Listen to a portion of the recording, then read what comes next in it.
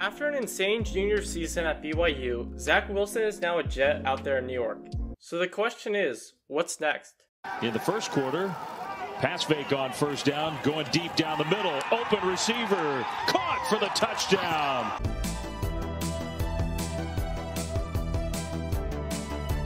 Zach sprouted as a junior at BYU, and after his killer season, he has been talked about on and on and on, and you get the point. People now know about him. It's kind of crazy that Zach went from a serviceable starter to a megastar in a matter of months.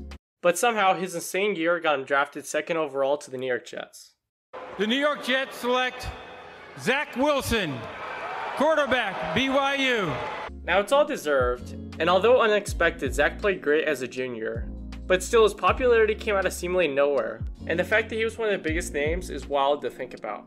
But although going second overall is great and he is now able to lead a franchise, it's also a ton of pressure on someone who is leading practically a Mountain West team for the past few seasons.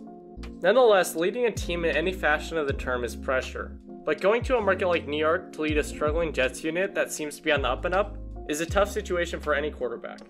Although a tough road, Zach is not alone in his journey, and the new additions to the team, from management to coaching to players and everything in between, will help. But when you are the quarterback, you are leading the ship, and it will take all the blame, whether it's good or bad.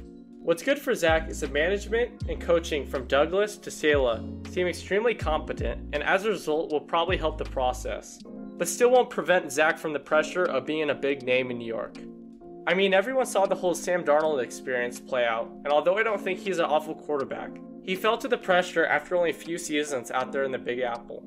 That situation was likely never going to work out, with the bad management, coaching, and play hindering any potential success that could have led the team out of the rubble. Although the Jets have been a train wreck the past few seasons, I have a good feeling about everyone involved and that there is a definite motivation and desire from all levels of the organization to win as much as the team possibly can. It almost has a similar feeling to how the Jets felt under Rex, where the team is lively and motivated to win and has some legitimate success because of it. Even though the organization is looking good, I'm not expecting the same results as the team under Rex, at least not within the first few seasons with a bunch of young talent. But if you go down the roster, the team has added a bunch of great pieces, from players like Corey Davis to Elijah Moore to Elijah Vera Tucker and a bunch of others who are all going to help a new Jets unit that seemingly has holes everywhere. Although there is a great deal of talent all across the team, it really comes down to how well the coaching leads these guys to determine how well the franchise will do, and it will be obvious very quickly. You can usually tell when something isn't working when a team feels disjointed and not on the same page. But with the Jets, everyone is echoing the same idea, and there's no blame thrown around like a tomato.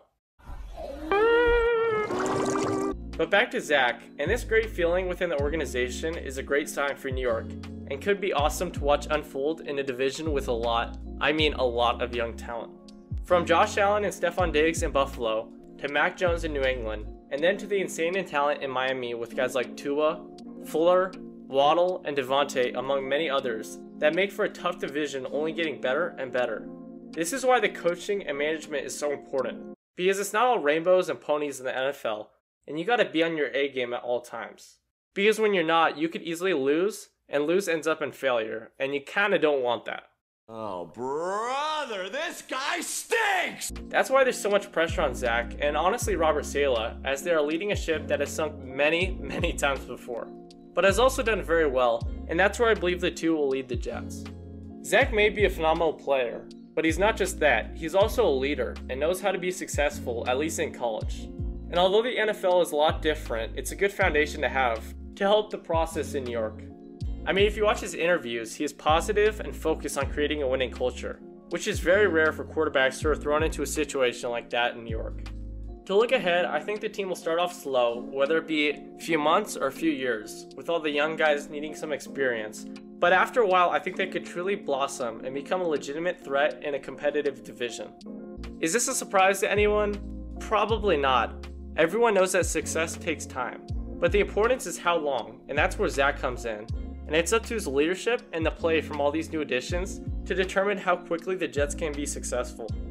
With a positive environment and seemingly winning culture with the franchise, the future seems bright for Zach and the Jets, and I'm so excited to see what's in store for Zach And really all the young dudes, from Elijah Moore to Elijah Vera Tucker to Michael Carter, and upon that the coaching from Sela to the management in Douglas, and how well they can work together.